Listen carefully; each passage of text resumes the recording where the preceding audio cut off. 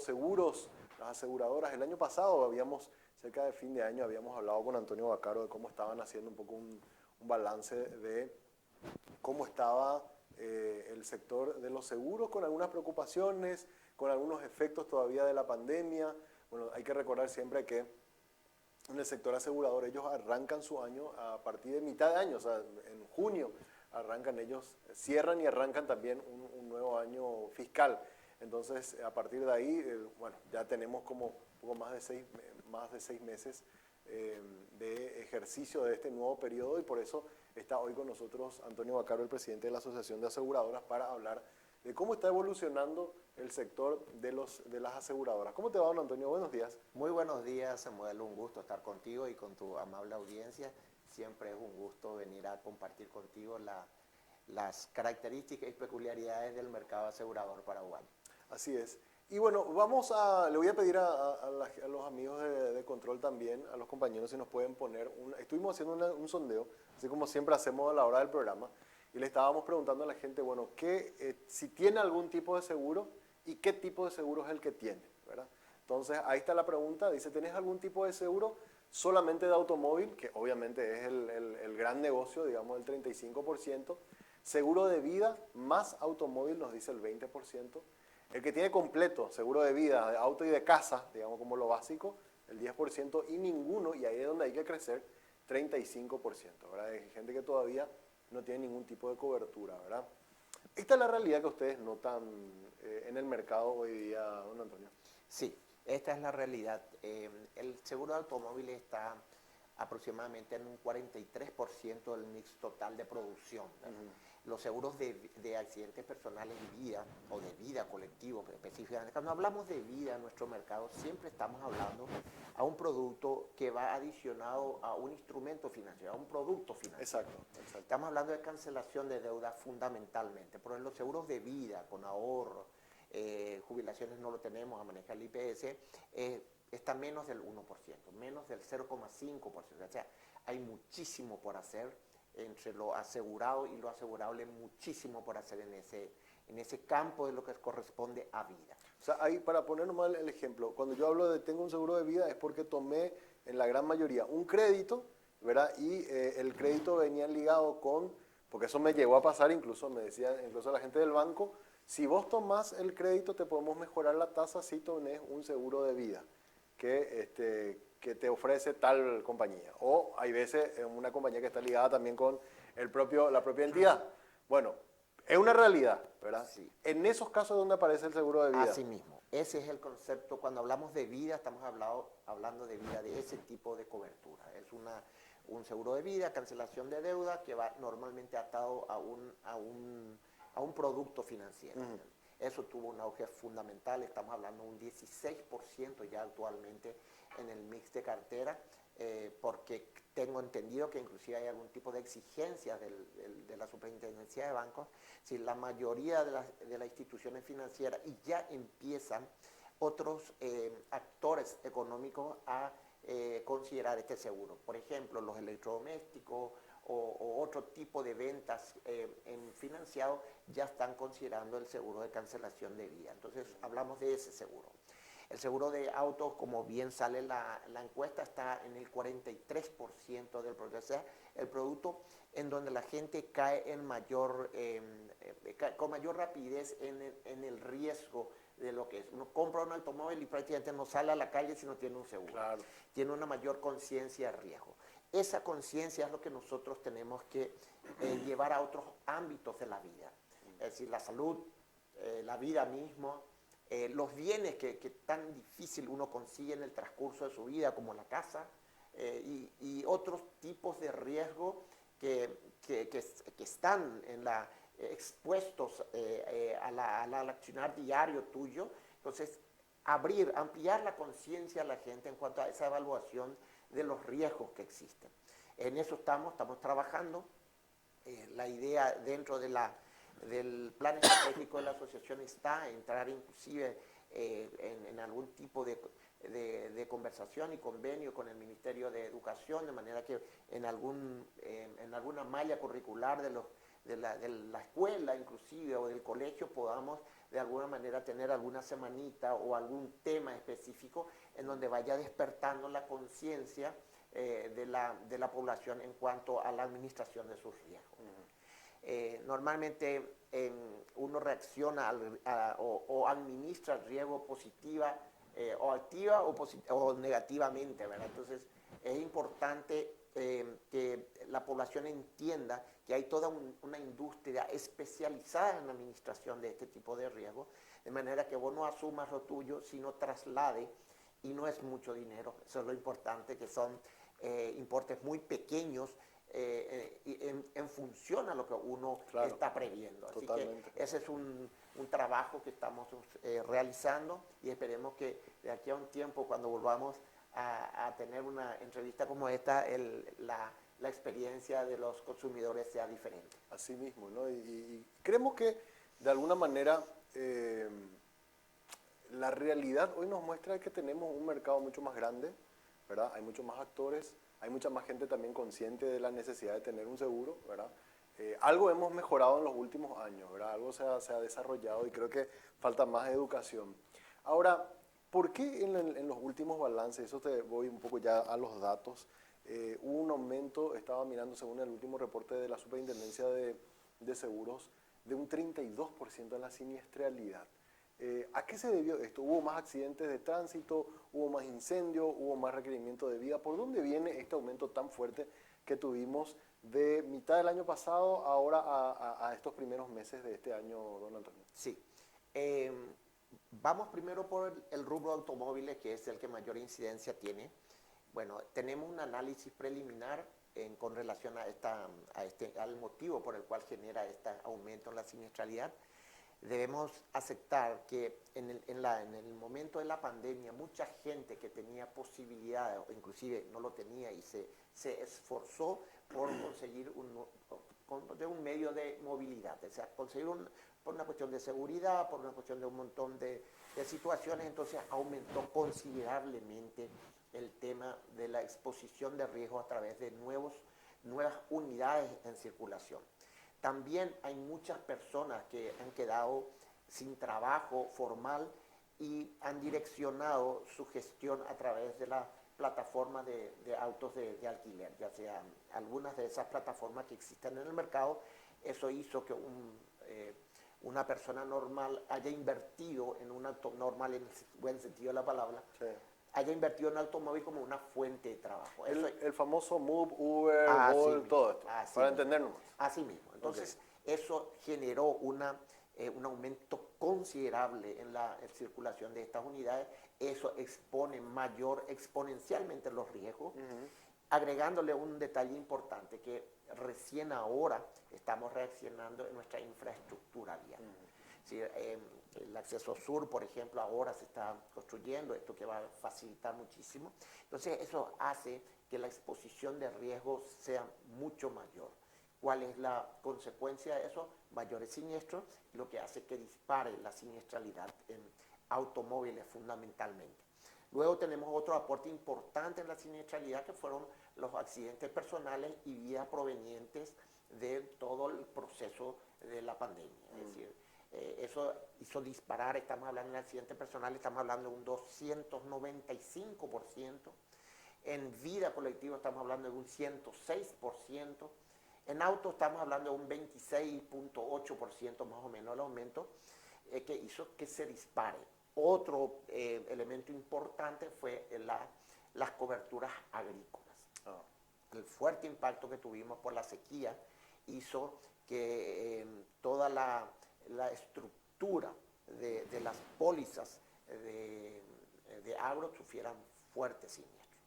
Esto es importante aclarar a la audiencia de que tiene una gran participación de los reaseguradores, pero aún así la porción que nos corresponde a nosotros hizo que la siniestralidad global tuviese este aumento que nos estás mencionando. Sí.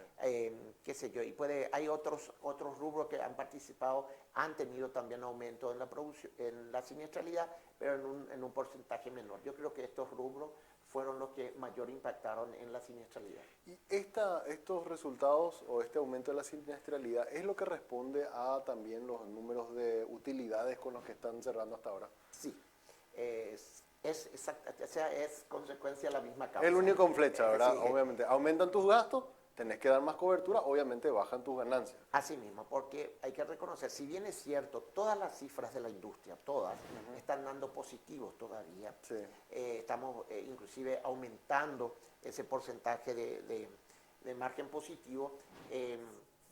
La parte de producción, por ejemplo, ya estamos recuperando un nivel de crecimiento, no todavía con la intensidad que necesita para cubrir la siniestralidad que estás hablando. Sí, hemos tenido un cierto crecimiento en prima que no es suficiente para cubrir la alta siniestralidad que esto que estábamos hablando. En el crecimiento de prima estamos hablando a diciembre, al 31 de diciembre, estamos hablando de un crecimiento del 9.8%.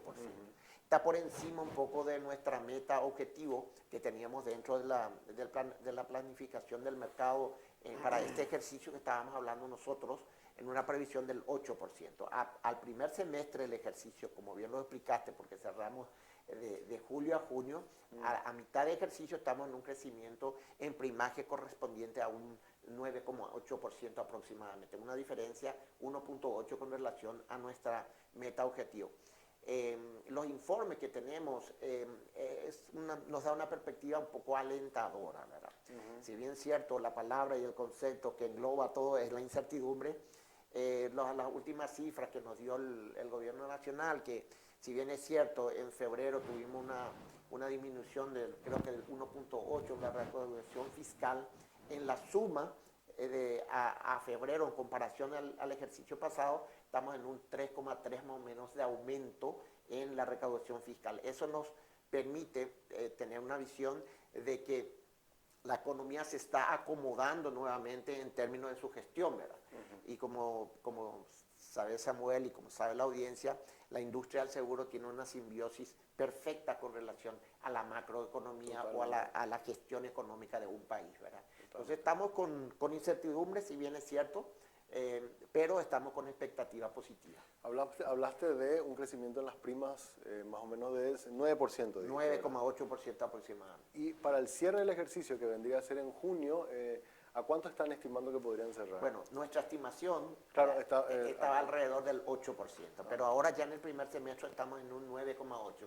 Yo creo que no estaríamos muy lejos de esto, estaríamos entre un 10 a un 12% de crecimiento si todo va como nos están avisorando las cifras que nos están facilitando nuestras autoridades. Entonces, si todo esto funciona de esta manera, sí tener un poco un punto aparte de lo que podría ser la parte del agro, ¿verdad? Que es lo que está preocupando con fuertes, porque este resultado del agro va a generar una reacción en cadena. Es decir, si la soja sale muy mal, coste que está equiparando más o menos con el tema del precio, pero si sale muy mal, no solamente la cobertura de agro va a tener inconvenientes, sino eso va a generar una repercusión en cadena que podría llevarnos a una situación también complicada en los otros riesgos. Ahora, ¿este crecimiento del 9% está muy sostenido todavía con el tema automóviles o hay otros rubros también que están mejorando? Sí, hay otros rubros que están,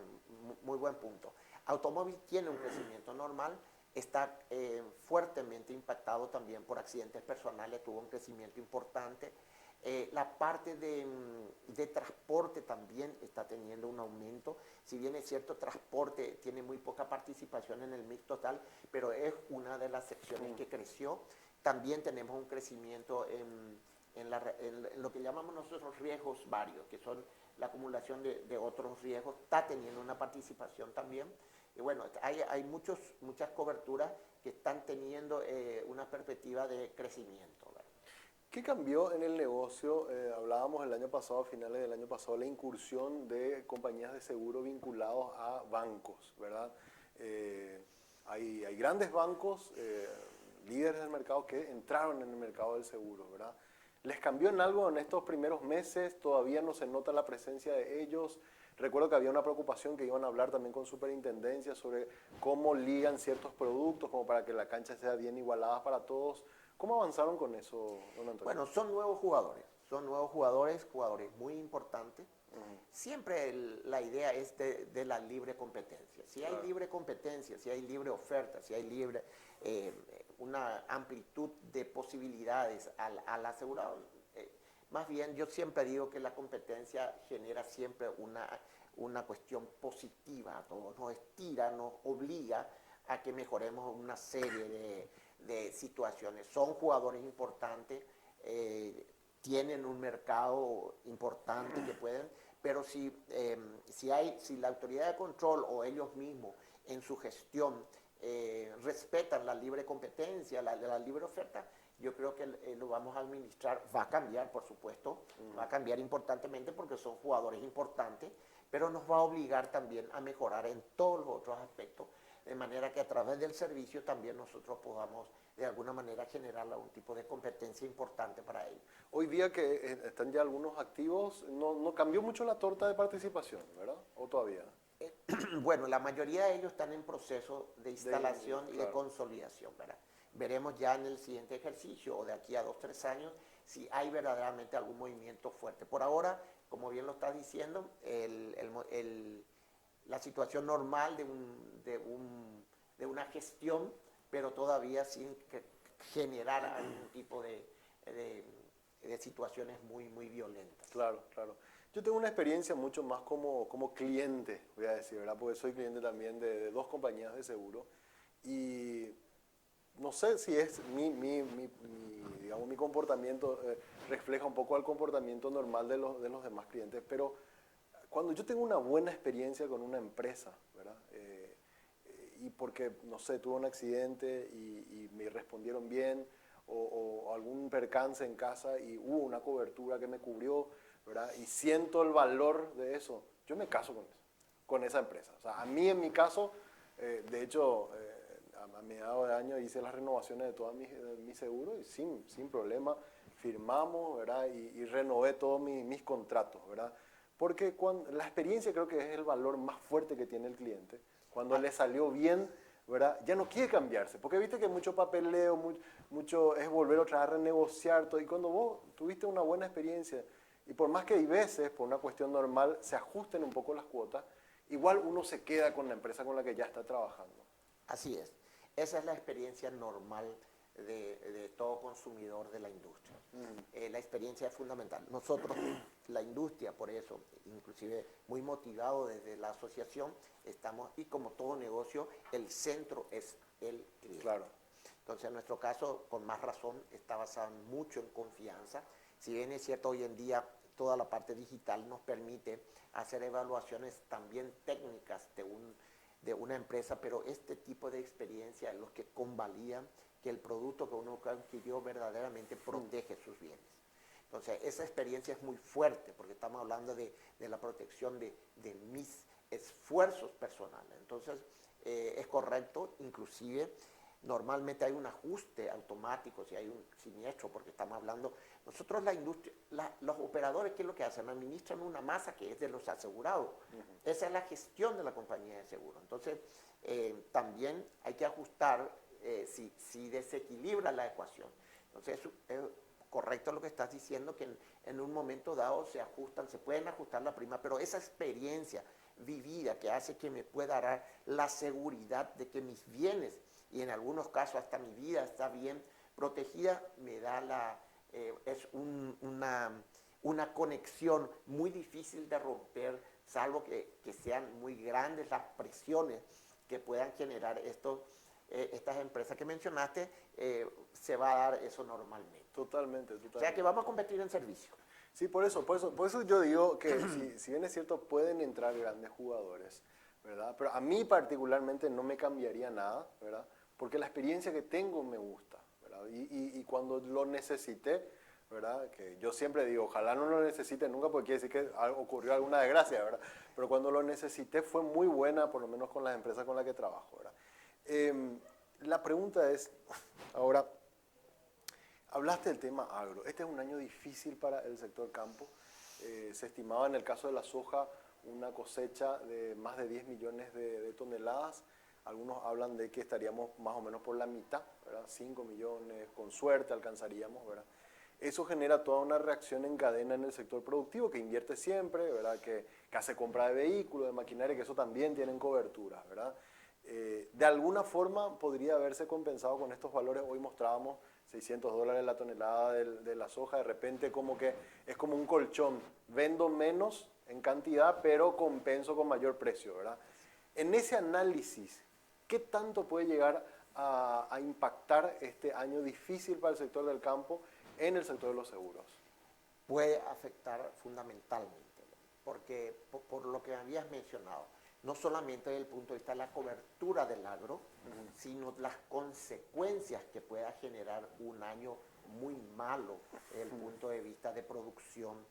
Aunque bien lo estás diciendo, tenemos cierto alivio de tranquilidad que los precios más o menos están equilibrando. Quizás no genere lo que estamos pensando de que pueda generar esa reacción en cadena. También hay que sumarle otro elemento, la inflación. La inflación estamos con incertidumbre, no podemos decir que se va a disparar, pero hay cierta incertidumbre con relación a la inflación que en cierta manera nos preocupa también. Nosotros no estamos acostumbrados a manejar una economía inflacionaria, no estamos acostumbrados. Es decir, nuestras variaciones de precio o de prima normalmente se dan por lo que habías comentado, algún tipo de acontecimiento que pueda ocurrir en mi cobertura. Pero no estamos acostumbrados a hacer un ajuste general por una cuestión inflacionaria. Claro. Hasta ahora, en mi vida profesional no tuve ese inconveniente que nuestros hermanos argentinos, por ejemplo, son especialistas y en otros mercados, ¿verdad? Totalmente. Entonces también existe una preocupación de nuestra parte si se llega a dar un espiral inflacionario, porque nos obligaría a tener otro tipo de actitud en nuestras cifras. Y no tenemos mecanismos actuales por la falta de práctica, porque nunca hubo necesidad. Entonces es una preocupación adicional. También la posibilidad de que se pueda disparar el dólar en cuanto a su cotización frente al guaraní también es una preocupación adicional a lo que habías mencionado, porque todos nuestros insumos están dados en dólares, porque la mayoría son repuestos importados y ese tipo de cosas, o insumos de reparación importados, y podría generar algún tipo de desbalance en la ecuación. Totalmente. Que tendríamos que ir pensando, tendríamos que ir estructurando algún tipo de estrategia que nos permita mantener el mercado y de alguna manera corregir esas desviaciones. Totalmente. Y ahí pongo como un ejemplo, un poco siguiendo mi experiencia, ¿verdad? Entonces, hace 1 año y medio había tenido un accidente con el vehículo, ¿verdad? Bueno, cuando fue a reparación, como el vehículo es nuevo, tuvieron que traer de la fábrica de Brasil, trajeron los faros y la parte del frente, porque eso obviamente no había acá. Y ese tipo de cosas es lo que después hace que se encarezca también el valor de la prima, ¿verdad? Entonces es totalmente comprensible, sobre todo ahora con una cuestión de tipo de cambio y que complica bastante. Una última consulta tengo, Antonio.